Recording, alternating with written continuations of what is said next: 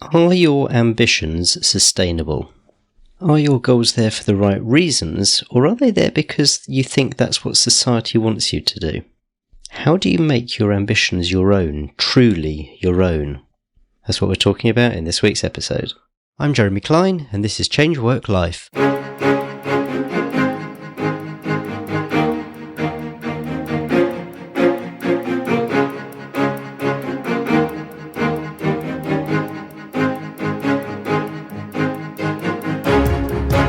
Hello and welcome to Change Work Life, the show that's all about beating the Sunday evening blues and enjoying Mondays again. I'm a career coach. You can find out more about that at changeworklife.com/coaching. And in each episode, my guests and I bring you tips, strategies and stories to help you enjoy a more satisfying and fulfilling working life. Why are you so ambitious? That was the question the interviewer asked their guest on a podcast I listened to. And I found that really interesting because the connotation was that ambition may not be a good thing.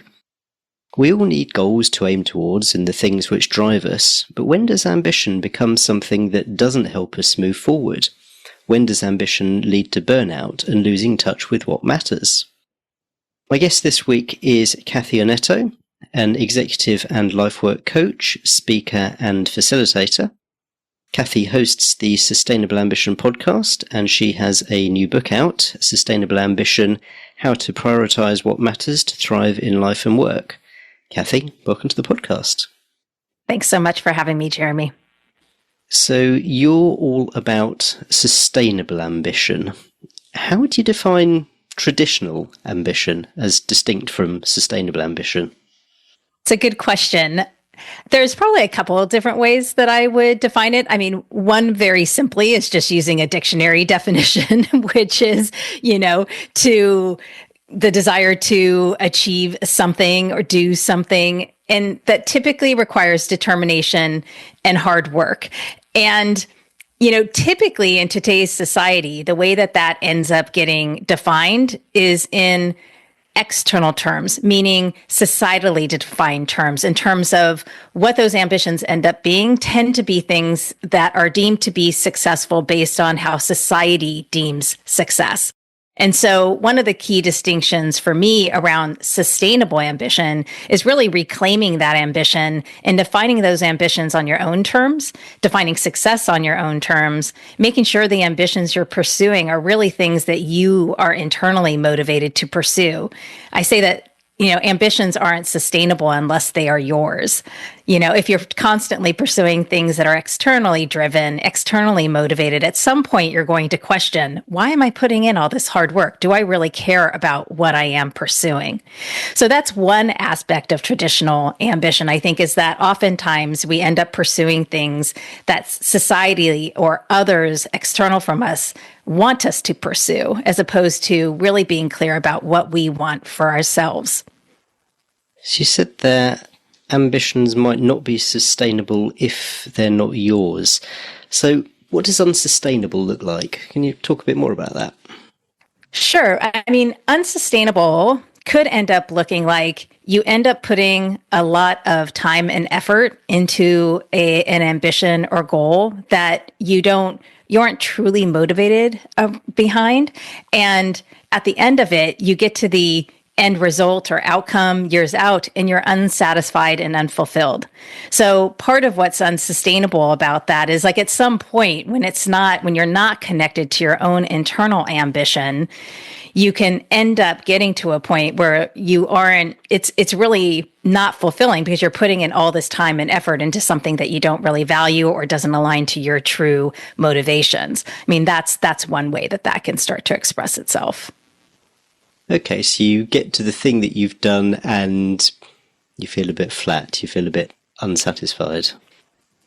Yeah, I mean, that's one way that it's unsustainable. I mean, at some point, you will also start to not want to pursue that anymore. That's what makes it unsustainable as well, right? Is that you get to a point where you maybe are following those shoulds. And at some point you say, I don't want to follow that should anymore. I'm disillusioned by this, by the outcome I'm seeking, by what, I was promised this was going to give me. And at some point you start to think that you want to reclaim that and kind of rebel against what you think you maybe should be doing and start to reclaim that ambition for your own. So when is that a symptom of having the wrong ambition that doesn't align? And when is it just a symptom of having a meaningful ambition, but one that's still quite hard, and there's bound to be those bumps in the road where you start to think, oh, why am I doing this? I think that's a really great question. I think that being aware of that, really tuning in to that feeling of, do I have energy for this? Energy is really a clue of our motivation, and being able to determine whether or not you are still feeling energized by a motivation as opposed to, and whether or not you're really committed and determined to pursue something. You do need to distinguish between that, right? So I say that, it's not as if, when we're in flow or when we're pursuing an ambition that we really want, that we're never going to run into difficult times. That actually happens a lot. And so you do need to ask yourself, how good do I want to be around an ambition? What is your aspiration around it? What is worth the hard work to you? Are you determined and committed to pursuing something? And then, what is your desired effort around an ambition, and what is the required effort around that? When you explore those different aspects of how much effort is required around a particular ambition, you can start to discern whether or not, hey, is this just an ambition where I'm starting to get disillusioned by it? It's not something perhaps I want to continue to explore, or am I just running into a rough patch or a hard patch where I'm still committed and want to pursue it and put in that desired effort?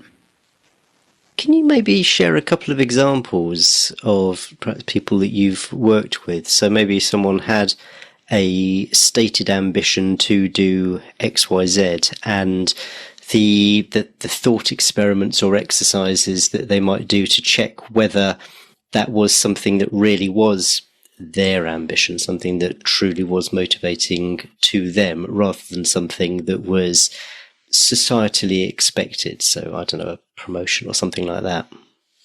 Well, I mean, one of the things that I explore in the book is this way of just even checking in with an ambition and kind of testing, like, do you think an ambition is internally driven or is it externally driven? I mean, it's a simple question, but I think there is one way to just kind of like pause and reflect on that. Is this something that I think I'm pursuing because somebody else wanted me to pursue this? Or is this something that I'm pursuing because I want to pursue it?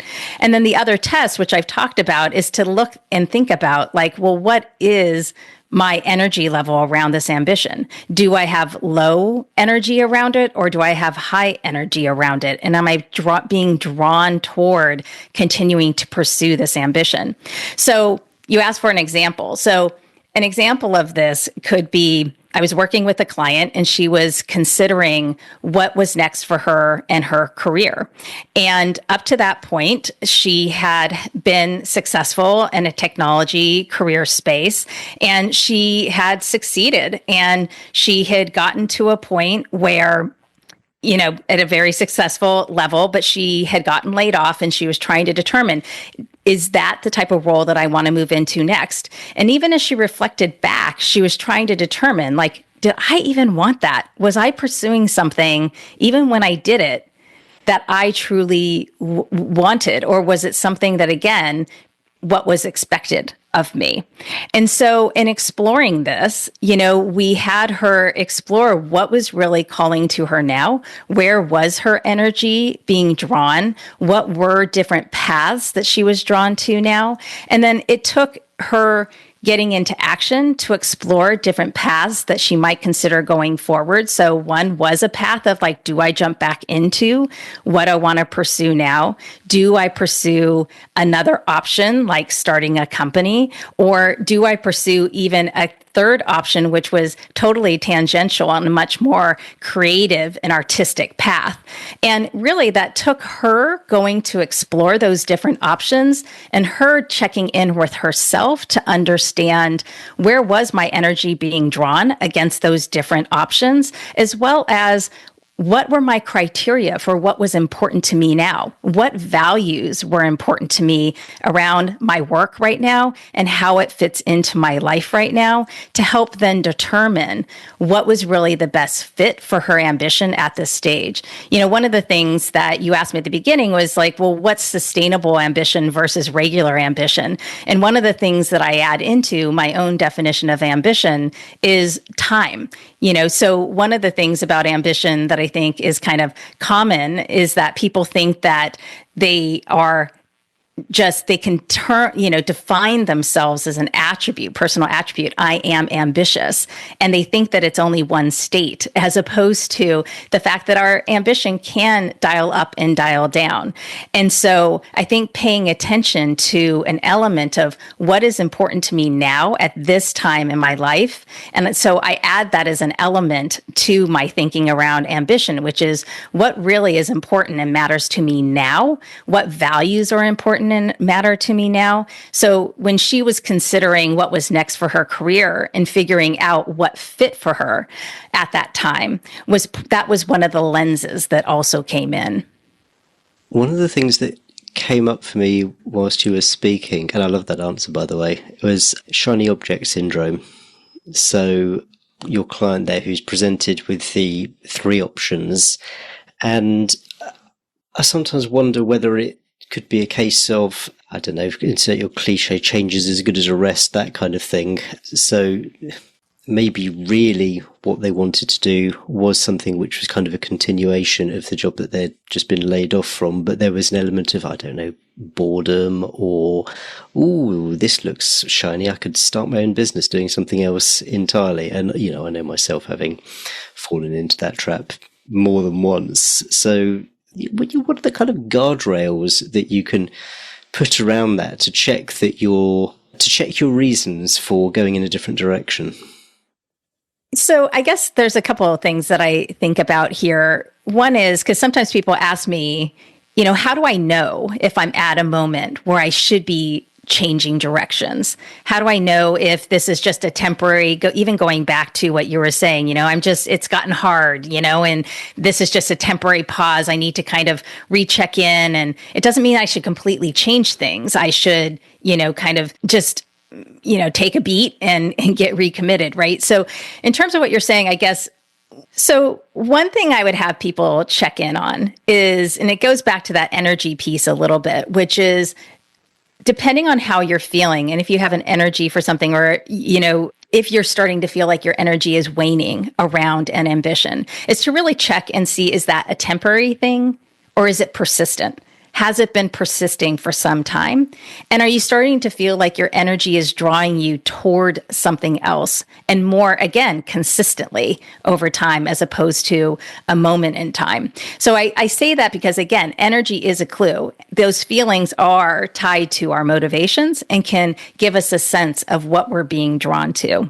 The second thing to think about is the physical signs. Like our bodies, our somatic senses often know and have a sense of something is off. So that's kind of tied to energy, but it is something to pay attention to, because what often happens with people is they have these internal feelings that are starting to be uncomfortable, and they tend to ignore them and push them away, as opposed to seeing that as a potential clue. And then I think that the third place that I point people to think about in this is to like, well, is it ready or time for a change? Is oftentimes changes occur when there is some term of outside or external trigger that makes you rethink and recast your values, your priorities, what's important to you. So that could be a shift in your personal life, or it could be a shift in your work life that has triggered something and changed something for you.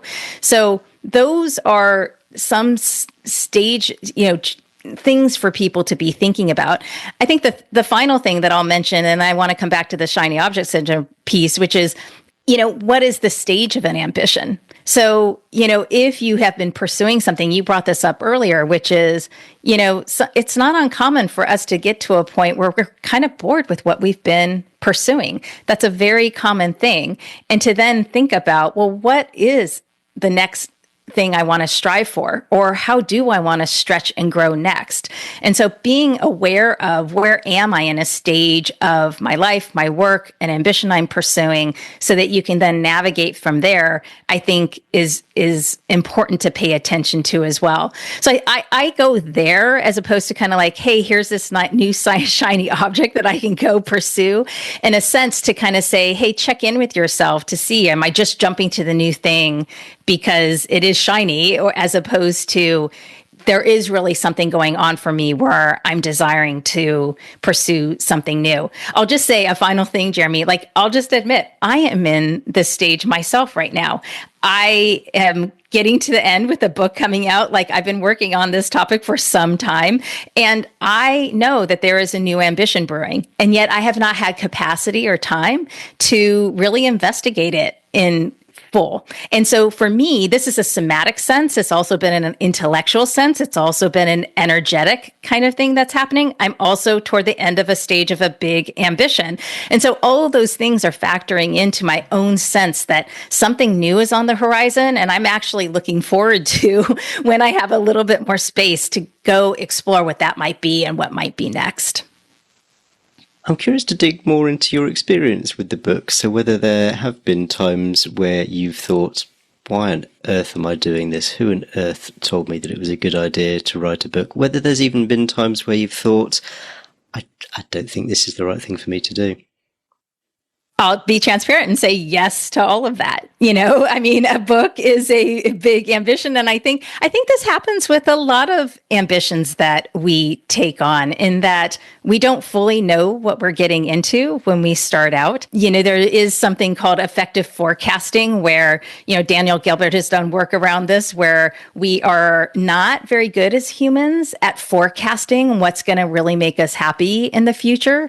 There's some philosophical reading that I'm doing right now that is, points to the fact that, like, look, we grow into our values, we grow into our aspirations as we are pursuing them. It's why it's important to get into action. But I would say that, yes, any ambition offers a learning journey, and, doing the book, I don't think anybody who's a first-time author knows like everything that goes into writing a book. But, you asked me earlier a question, Jeremy, and I meant to come back to it. But one of the ways that I guide people to check in to kind of see, like, well, is this an ambition of mine? Is this something that I still want? Is that I point to 4 motivators in the book to kind of determine, is this what I call a right ambition, an ambition that is right for you, that is personally motivated, is to check in and connect those ambitions and see, how do they connect to one of 4 motivators? How does it connect to the vision you have for your life and for your work? How does it connect to your purpose, how you want to give and contribute? How does it connect to what you value? And how does it connect to what you love to do? And so for me, in writing the book, that has been a continual practice as I've gone through. Am I still committed to this? Is this still worthy of my hard work? How good do I want to be around this? How much effort do I want to put into it? These are different questions that I have in the book that I continually come back to myself around this pursuit of this ambition. Could you just run through those 4 motivators again? So you mentioned vision, purpose, values, and love to do, and maybe just talk a little bit about those. Yeah. So, I point to motivators because the motivators are really what get us into action. And I also point to these motivators because it's not uncommon for me to have heard from people in my workshops and what have you, that, it's not as if this idea of defining success on our own terms is a new concept to many people. But the question is, where do you start to anchor those? And I'll share just one quick origin story as to, like, well, why do I focus on values? I focus on values, for example, because I was inspired by Fred Kaufman and his work in his book, Conscious Business, and he talked about it outside of that as well. But he has this term of success beyond success, and how that is rooted in our values, that we can find success beyond success when we root our goals and what we're trying to pursue in our own personal values. If we live according to our own values, in his belief. That is a way of achieving success beyond success. And that was something that so resonated with me. Like, wow, that is a way that I can be in complete control of my own success. So values is one of those. Like, what do you value across your life and work? And how do you align what you do and what you pursue according to your values and what those values look like for you? Because even you and I can perhaps value creativity or learning, but what that looks like for each of us can be different. So that's values. Vision is, you need to kind of have a vision, even though we have a hard time forecasting what's going to make us happy. Like, we still have to have a sense of, what do we long for? What do we wish for our life, for our work? What is the vision of what we want to craft for ourselves and our desires? And by having that vision, it helps pull us in a direction. We need to have a sense of where we are moving. So that's vision. Purpose, I'd like to talk about giving and contributing, because I think that purpose kind of feels like a lofty word. And I think people think like, oh, I have to have a huge purpose, and can feel a little daunting. But I think that about giving and contributing, because, having a sense of that really is a very strong motivator for us. So how do you want to give and contribute to those around you and in what you do across your life and work? And then love is really about that intrinsic motivator. What do you enjoy doing, just for the pure process of doing it? Great, thank you for running through those. That was really interesting, because I was wondering what the distinction was between vision and purpose, and it seems like it's much more of this kind of vision is where you would like to end up. So perhaps where you envision yourself living, how you're living, who you're living with, that kind of thing. Whereas purpose is more about what's the impact, large or small, that you kind of want to make on using a lofty word, the world, which could just mean the world around you or the people that you want to impact. Yes, exactly. Doing what you love and loving what you do, I always think, is an interesting distinction. So I'm curious as to how you approach that. Well, I guess what I would say about that is, that according to Ayelet Fishbach, who's one of the foremost motivation researchers, in her book, she talks about how intrinsic motivation is really the number one driver of engagement in goals and in goal pursuit. And so what I think is that the more we can tap into something that we love, or connect something that we love to things that we do, I think that is an important driver and something to search for. I don't think, but the other thing, I talked about it before, which is, I think where people can get tripped up a little bit is to think that in ambition or goal pursuit, that we're never going to have to work hard or do things we don't enjoy in order to reach that objective that we have. And I think that is not accurate either, right? Like if somebody is an athlete or a musician, you do drills and you do things that aren't always all that much fun, but you do it because it is in service to the larger goal. I'm sure that there are plenty of people who never really think about what it is they want. And even if they are at one of these inflection points that you talked about, it's just a case of, oh, I've been laid off, I'll find another similar job, for example. And then if you ask them what they want, there can be this hopeless, I don't know, or maybe I don't know anymore. So maybe they had an ambition, or they thought they had an ambition, and now they're kind of thinking, you know what, I don't really want that anymore, but now I'm in this place where I don't know what I want. So someone who's kind of stuck there, who lacks clarity around their ambitions, maybe they've gone through this period of thinking they knew what they wanted and now they don't, help that person out. This is very common. I should not laugh. I mean, I only laugh because it is so common and it's painful. And a lot of people do end up finding themselves here. And I think the first place I point people typically is to really tap into their curiosity. So I don't love the term like follow your passion, because it sets such a high bar for, the intensity around which we're supposed to be feeling something around, what we pursue. I think that asking somebody, though, what are you curious about right now, is an easier thing to answer. And oftentimes there is some spark. And what I encourage people to do is to just, even if they can't answer that question in the moment, is to start to pay attention to that. And so what starts to capture your curiosity? Where do you start to go down rabbit holes or start to explore something more? And then if people aren't able to still identify things, part of this that's really important is getting into action. We won't know unless we start to actually experience things. And I think this is the key part around this effective forecasting that I keep on bringing up, which is this idea of it is hard to forecast. So what's important is to start to test things out, get into action and explore, talk with people who have done some of the things that you might start to consider doing so that you can get some sense of, what is it about who they are, what they value, what they enjoy, and how much does that match and is that congruent with yourself?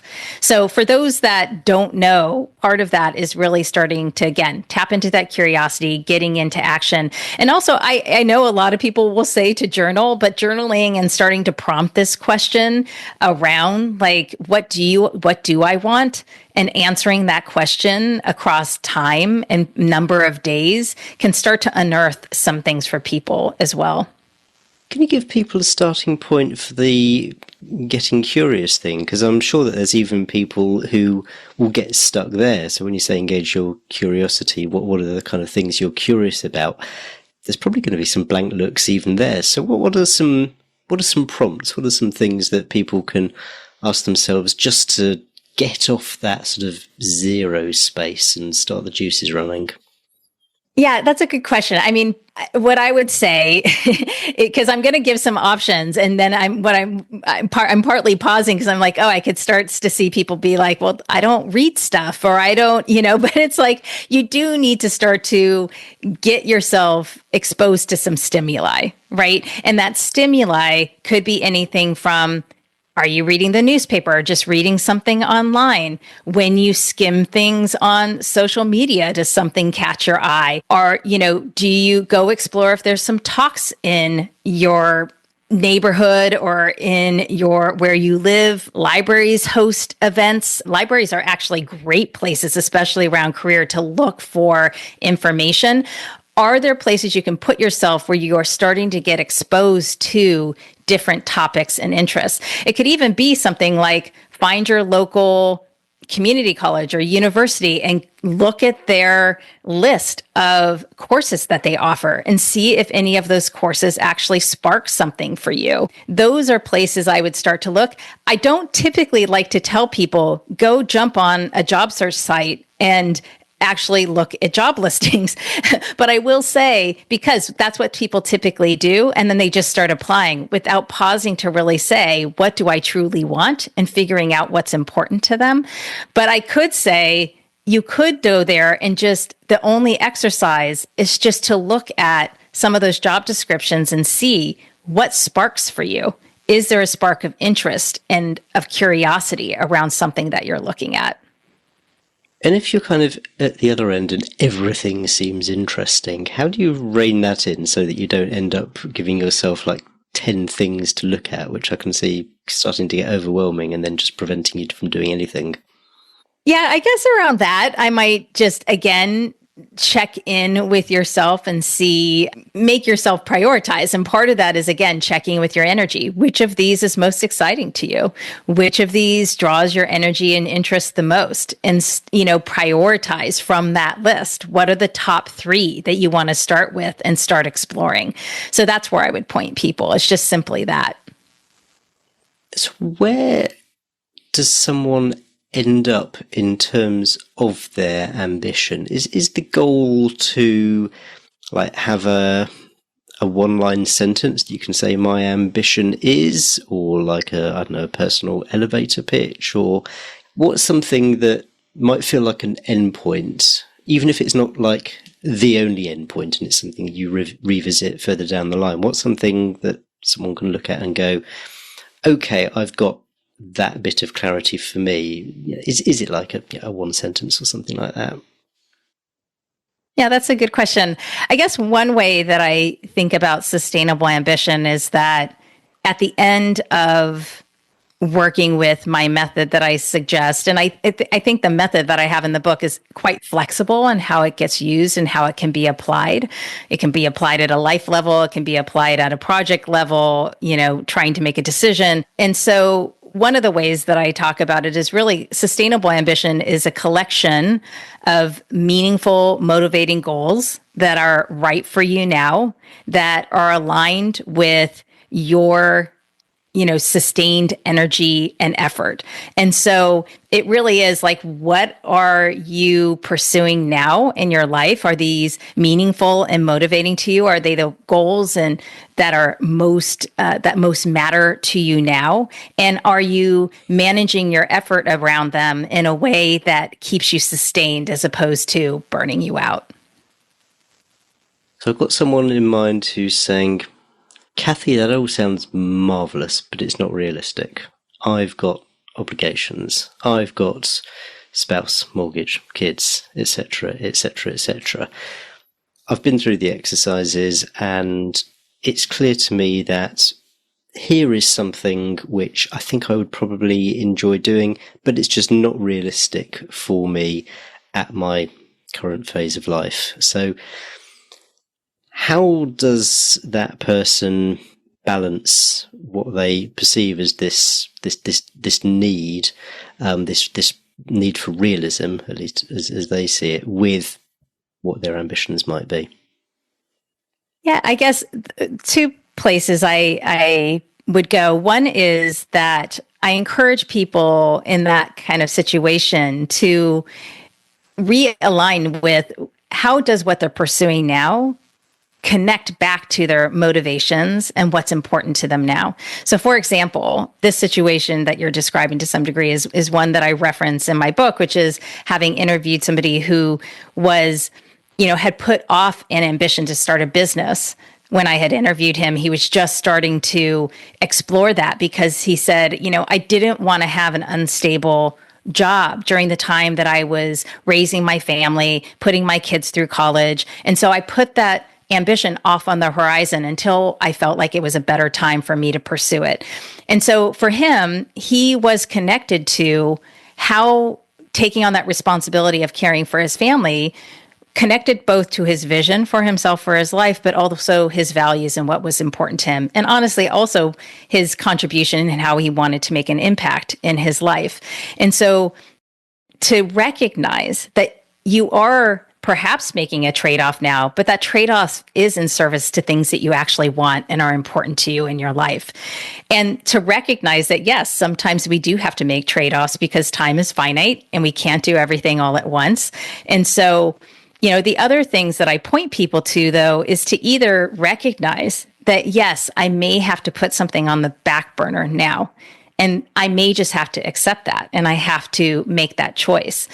The other is to consider, well, is there a way for you to compromise around that? Is there a way for you to either nurture that ambition in some way so that you feel like you are taking some steps towards it? I think sometimes people forget that, most ambitions take some time to achieve.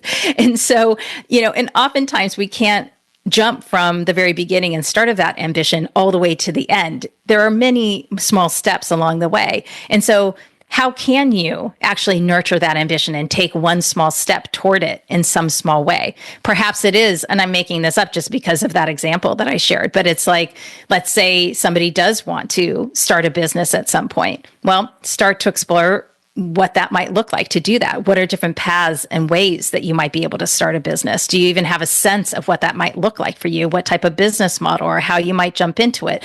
So I think that there are ways to potentially approach things in that way where you are, like I keep saying, nurturing that ambition in a way so that you don't feel like you're having to make some big sacrifice or completely ignore it. What I like about that answer is there's this kind of an idea of a spectrum of action, and I think a lot of people think it in terms of a very binary choice. So I can't start a business now because I need to wait until my kids are through college or something like that, which may be the case or it may be an excuse.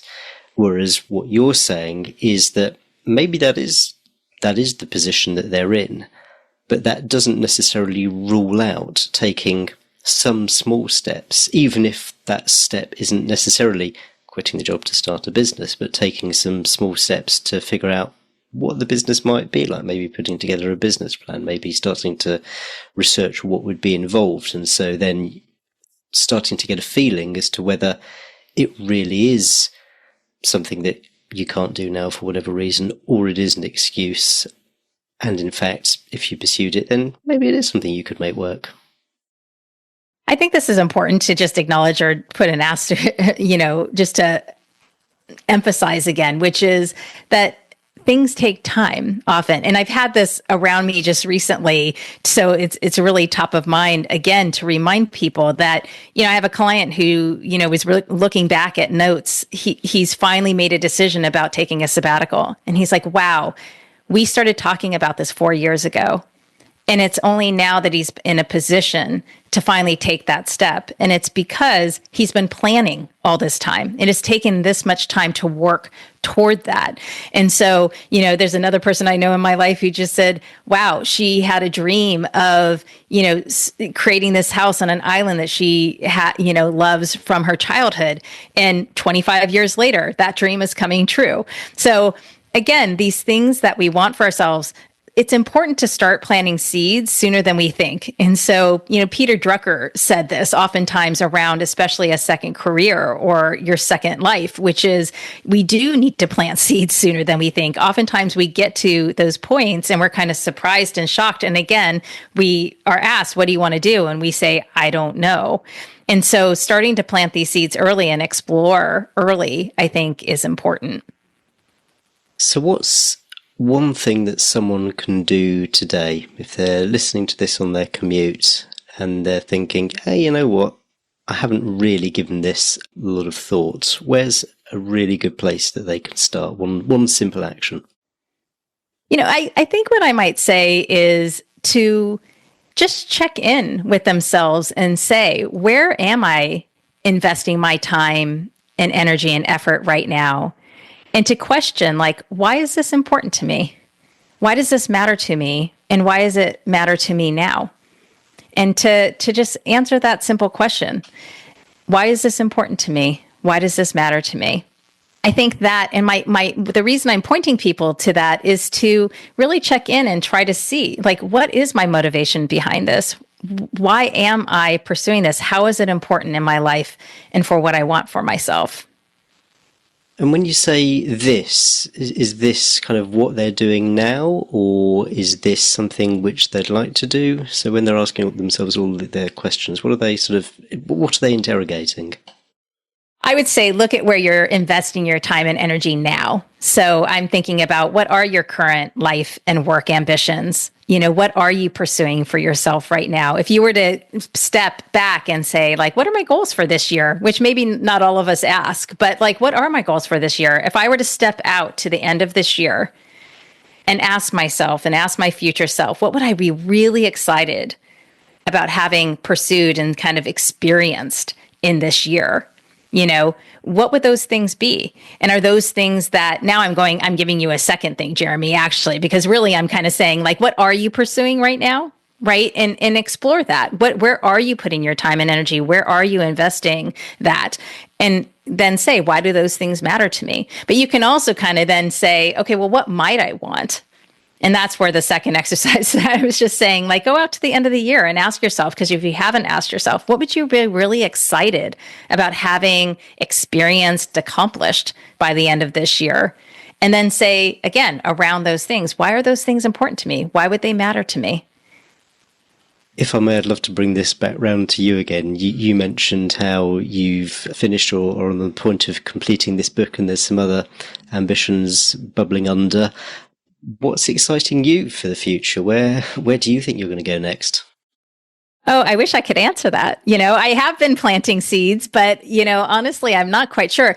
First off, what I'm doing now in terms of talking about sustainable ambition is one of the things I enjoy the most, and really just to get these ideas out there that we can redefine and reclaim success and ambition on our own terms and make the pursuit of what we want in our lives sustainable. That's important to me and something I enjoy. So I'm excited to be able to finally have the book out and continue these types of conversations. But like I said, I also have something brewing on the horizon. And honestly, there's a lot of different curiosities that I have. And I kind of, I believe this around ambitions too, that we sometimes need that space to explore and to let things be a little messy, to kind of determine, well, how are these curiosities going to then take shape into what might be next? And so I'm looking forward to getting past a certain point of this book launch to have a little bit more space to step back and kind of allow that creative process to take shape and see what comes forth. So for someone else who wants to explore this further, obviously there's your own book, but what others? You mentioned one or two resources as we spoke. Is there one that you'd like particularly to point someone to if they're interested in carrying on with this exploration? The resources I'm going to share, if I could, I'm going to share three different things. One is just, I love the book Working Identity by Herminia Ibarra, who is a professor at London Business School now. That to me is a great book in terms of people who might be thinking with a lens of what might be next for my career. And I think it can really help people who are thinking about that question, I don't know what I want, right? So I would point people to that. There's also a great podcast, Squiggly Career, that I would point people to as well. And then, I will also just, if I could, share a quote around this as well from Mark Twain that I really love, which is, keep away from people who try to belittle your ambitions. Small people always do that, but the really great make you feel that you too can become great. And I like that just to say we do need people around us who can champion and flame and give us the support around the ambitions we hold for ourselves. And so I would encourage you to also think about, who do you surround yourself with in terms of exploring what you might want for yourself and for your life? There's that idea, isn't there, of being the average of the 5 people you spend most time with. So absolutely seeking out people who can support you and encourage you. That's really, really important. If people want to find you and they want to find your book, where would you like to send them?